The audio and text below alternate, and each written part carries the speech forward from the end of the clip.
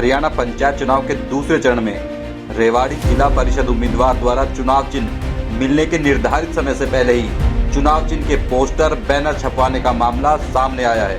विरोधी प्रत्याशियों की ओर से राजनीतिक रसूख के चलते मिलीभगत के आरोप लगाकर कार्रवाई व नामांकन रद्द करने की मांग की जा रही है। मामला बावल क्षेत्र के जिला परिषद वार्ड नंबर 18 से जुड़ा हुआ है।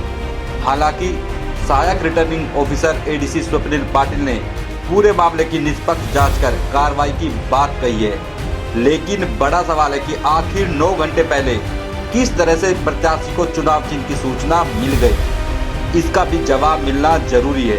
रेवाड़ी जिला परिषद चुनाव के वार्ड नंबर 18 में इंसाफ मंच के संस्थापक सदस्यों में से एक अनिल रायपुर की पत्नी भी चुनाव लड़ रही है। सोमवार दोपहर 3 बजे जिला परिषद के सभी 18 वार्डों के चुनाव चिन्ह आवंटित किए जाने थे, लेकिन अनिल रायपुर की उम्मीदवार पत्नी का चुनाव चिन्ह दोपहर 12 बजे ही सोशल मीडिया पर बैनर व पोस्टर के माध्यम से प्रसारित किया जाने लगा। इस पर लोगों की ओर से लगातार सवाल भी उठाए गए। दिन भर चर्चा का विषय भी बना रहा। आखिर क्या वही चुनाव चिन्ह मिलेगा जो कि सोशल मीडिया पर तैर रहा है। दोपहर 3 बजे शुरू हुई चुनाव चिन्ह की आवंटित करने की प्रक्रिया रात 9 बजे तक चली। ऐसे में वार्ड नंबर 18 उम्मीदवारों को रात करीब 9 बजे चुनाव चिन्ह आवंटित किए गए। अनिल रायपुर की पत्नी को वही चुनाव चिन्ह आवंटित किया गया जो कि पूरे दिन से सोशल मीडिया में तैर रहा था। इस पर सवाल खड़े होने भी लाजमी थे, क्योंकि इसके चलते ही चुनाव चिन्ह वितरण प्रक्रिया पर सवाल खड़े किए जा रहे हैं।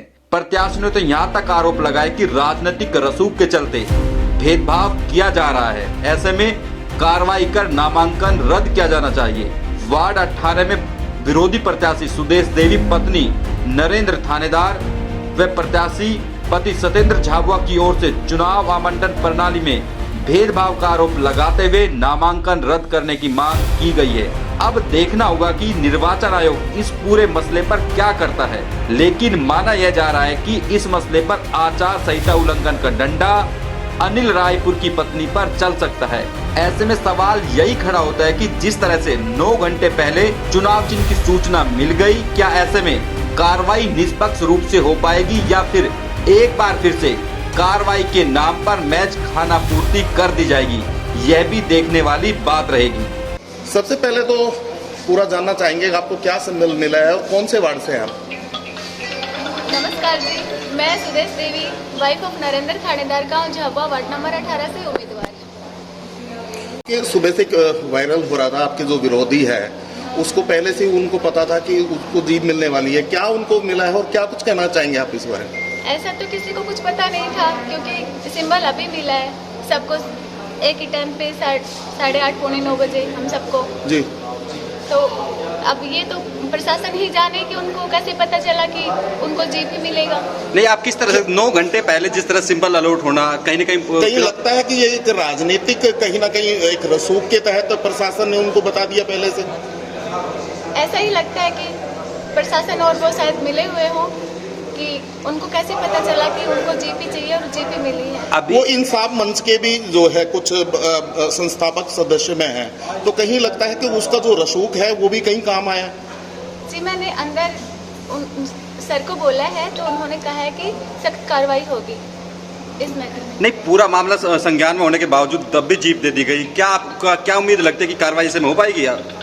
देखते हैं। क्या इसमें आप रिटर्न में कोई कंप्लेंट कर रहे हैं या मौखिक तौर पे की है या रिटर्न में कोई कंप्लेंट की है आपने? दे रहे हैं जी, अभी लिखित में कंप्लेंट दे रहे हैं? जी हाँ। अभी आप चुनाव आवंटित हो गए हैं, क्या कहेंगे, क्या चुनाव अलॉट हुआ आप लोगों को? जिला परिषद वार्ड नंबर 18 से मेरी धर्मपत्नी श्रीमती सुशीला देवी चुनाव लड़ रही है और उनको चुनाव चिन्ह जग मिला है।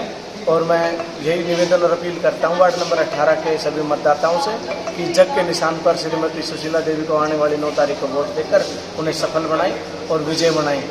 अगर 18 वार्ड की बात कर ले तो आपके घोर विरोधी है अनिल रायपुर, जिनकी मिसेज लग गई है। सुबह से एक वीडियो वायरल हो रहा था, उसमें बताया गया था कि जीप है, पहले से होर्डिंग उन्होंने छपवा लिया, तो कहीं लगता है कि ये प्रशासन का रसूख की बात है?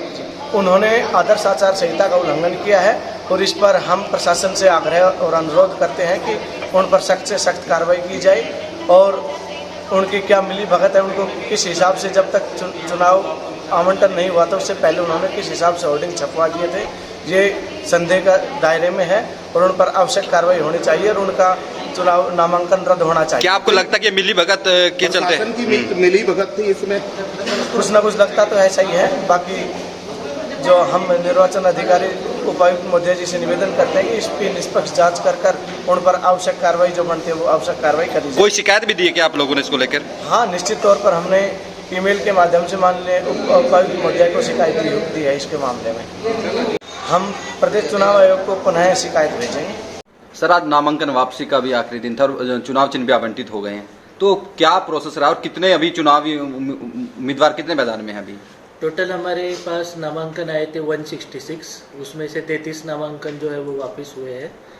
तो जो बचते हैं 133 उनकी सिंबल अलॉटमेंट का प्रोसेस अभी हुआ पूरी पारदर्शिता के साथ। एक सर 18 नंबर वार्ड का भी कोई मामला आया था जिसने शिकायत करने की बात कही है कि उससे पहले ही उसको पता लग गया है कि उसको जीप अलॉट हुई है और फाइनली वो जीप अलॉट हो भी गई। वो सोशल मीडिया पे चल भी रहा था वो। हमने जो सिंबल अलॉटमेंट किया है वो पूरी पारदर्शिता के साथ किया है और अगर ऐसा कुछ मामला आया है तो उसके ऊपर निष्पक्ष जांच की जाएगी और जो भी नियमानुसार कार्रवाई होगी वो की जाएगी। नहीं सर, अभी तक कोई शिकायत इसको लेकर मिली है आपको, इसको लेकर कि पहले से? क्योंकि सोशल मीडिया में पूरे दिन से तैर रहा था, सबको पता था कि जीप मिले, बावजूद इसके जीप ही मिलना कहीं ना कहीं शंका के घेरे में आपका दफ्तर भी है सर। नहीं, ऐसी कोई बात नहीं है। निष्पक्षता के साथ हमने वीडियोग्राफी भी की है सिंबल अलॉटमेंट की, तो ऐसी कोई बात नहीं है। और अगर कोई ऐसी जांच में अगर कुछ सामने आता है तो फिर उसके ऊपर नियमानुसार कार्रवाई। तो जांच हो रही है सर इस टॉपिक पे? बिल्कुल जांच करेंगे। जो डी साहब है, जो आरओ है जिला परिषद के, उनके भी नॉलेज में ये बात है और वो निश्चित रूप से कार्रवाई करेंगे। ठीक है। ओके।